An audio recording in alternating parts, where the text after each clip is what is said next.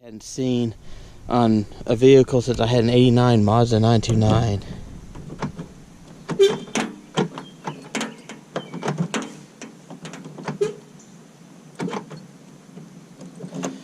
All the power door locks are controlled by the passenger, and it works on the driver's side too. For the passenger side can unlock all the passenger doors, but doesn't unlock the driver's door, which is interesting.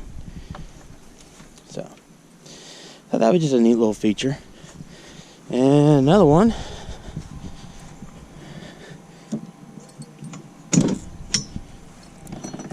other than the bizarre, wrong key, you have to open the door that way, but you have to remember to fill your rear windshield washer bottle, so, which is interesting. Fun joke, remember to keep your brake light fluid full.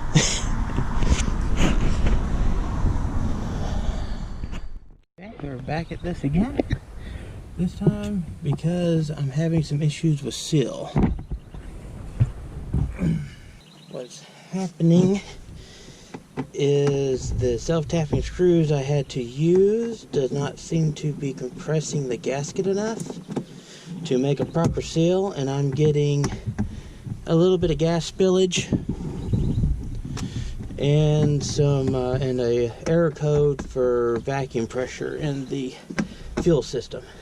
Go through the effort of replacing them. I am going to try to use a fuel seal material, glue material, to fix it, because the solution for this one, which seems to be a lot drier than last time I looked at it already,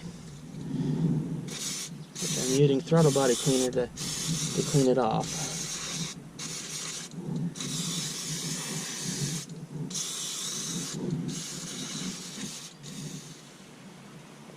Carbon choke cleaner, that'll work. Well, I thought I did. Quest for cleaners. Try to get this good and clean best I can. It seems I went and put some bigger sheet metal bolts in and was able to tighten it down some, but the problem is I only have 4 of them that are tightening down. The rest of them are just spinning in place. And besides that, it seems to have, they tighten down and just spin now, so I don't have anything more I can do with it. After using solvent, I'm using just 91% rubbing alcohol to finish cleaning it. The solvent got anything. Luckily, it's fairly clean. This should let me finish cleaning it. Get it good and clean. And I've seen and heard a couple things talk about the easiest way to change the fuel pump on one of these things is to change the fuel tank.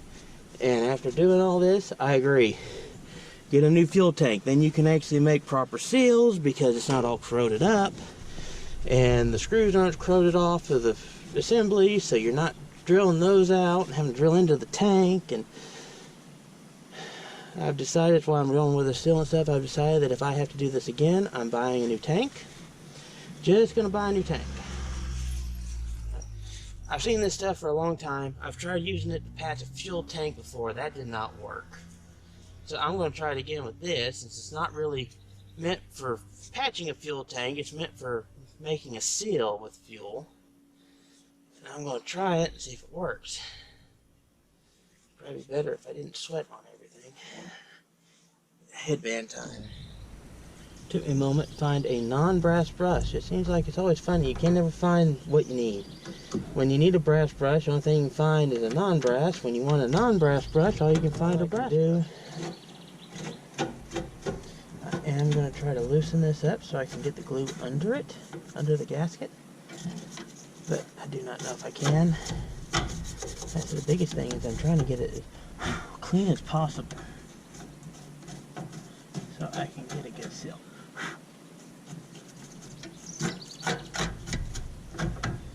What I also find funny is this fuel tank has channels for fuel to flow out of this if it leaks.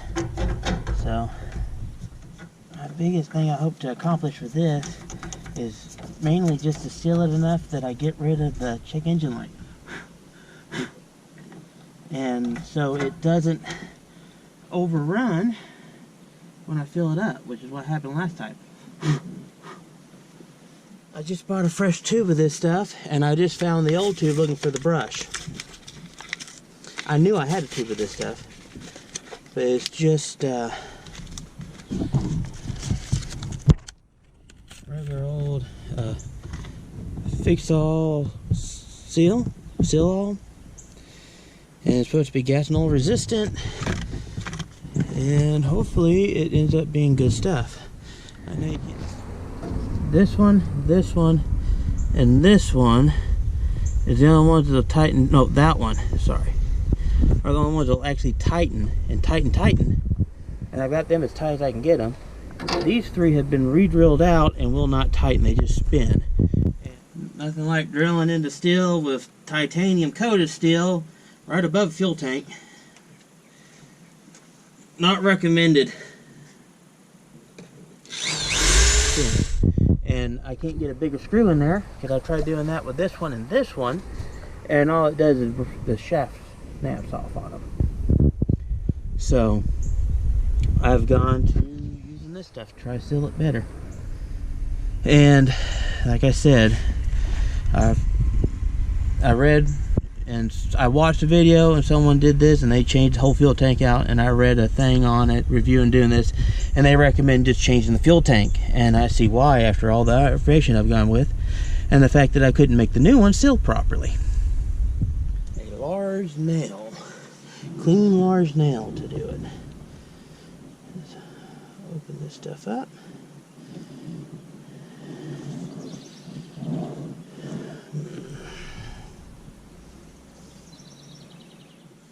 And yes, it would have been better if I could have taken this off again, I would have, and put this underneath it, and it'd form a better seal. But I'm making do with what I've got and what I can.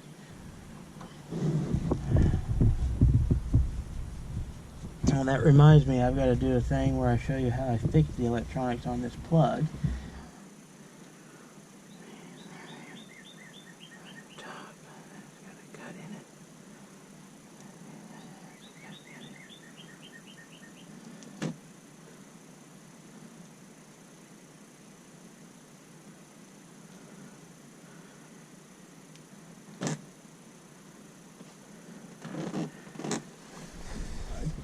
Is it pulled apart, and what we did was just put ends on.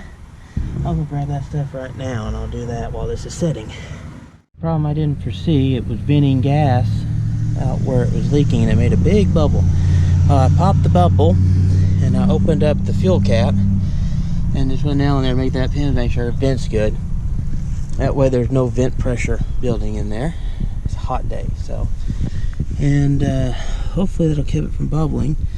And I'll let this cure, and then I'll add another layer over the top of it after I've dealt with the fuel here. I'm still waiting to see. I'm going to start up here in a moment to see if the fuel filter goes, but I'm going to wait until that's done.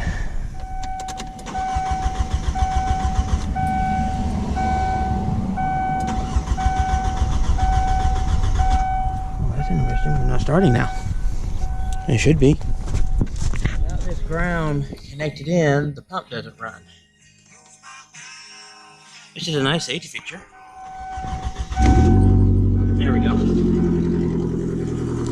Safety, the pump ground is a light to watch that pump.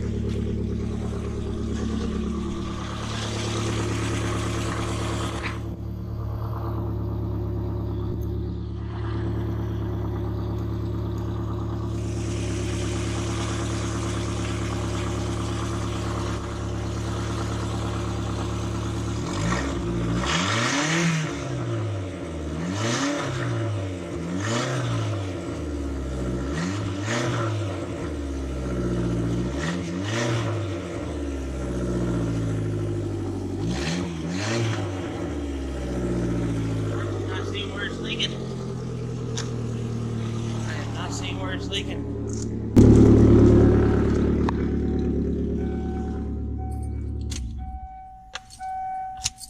I may pull some vacuum in too to help with that. That wouldn't be bad either.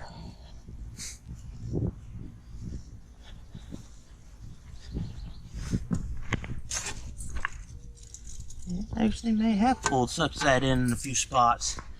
That's not bad. Okay. Now, I talked about having to fix that switch down here.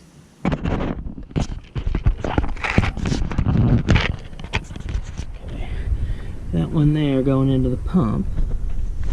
And as you can see, here's one of the wires from it. Get this out of here. But several of these did not have ends on them anymore and just been shoved in there, made work for, and this one was cut. It only had like 3 strands keeping it together, which is probably why the pump was malfunctioning more than the pump after I got out and dealt with it. But I could not get new ones of these or a new plug, but I was able to get these. Getting off of there. Well, these connectors, which are now stuck together. These style connectors, which have the same ends, they're a little shorter, and we were able to do that and just push each in, put the plug back in there and push each wire into its corresponding pin inside the plug, and then taped it up real good. And it worked. Everything, those connected onto the pins. Those all connected onto the pins, and you see they're GM. But they connected onto the pins, and everything worked just fine. Only issue I've had is, like I said, it's not sealed, because that's not sealing properly. And that's what I'm trying to cure with this InstaSeal.